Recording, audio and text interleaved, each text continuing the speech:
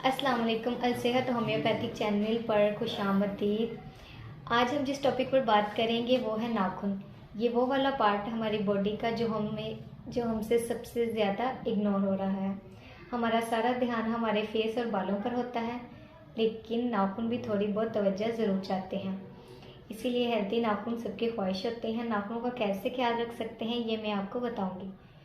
नाखून ग्रो करते हैं आपके क्यूटिकल पार्ट से, जो आपकी स्किन के नीचे होता है। इसीलिए वो तमाम चीज़ें जो आपके नाखून को हेल्थी मेंटेन करने में इम्पोर्टेंट हैं, वो आप ज़रूर इस्तेमाल करें। अगर आप कोई डिटर्जेंट वाला काम कर रहे हैं या आपके हाथ बहुत ही ज़्यादा पानी में रहते हैं, गीले रहते हैं, तो आप इसमें ग्लव्स का इस्तेमाल करें। सोप आप वो इस्तेमाल करें जो बहुत ही क्रीमली और सॉफ्ट हो। और जब आप नाखून को काटते हैं तो ध्यान रखा करें कि ज़्यादा पीछे तक ना काटें। इसके साथ साथ सन ब्लॉक का इस्तेमाल भी करें। इससे आपके नाखून भी सॉफ्ट रहेंगे और आपके हैंड्स भी क्लीन रहेंगे।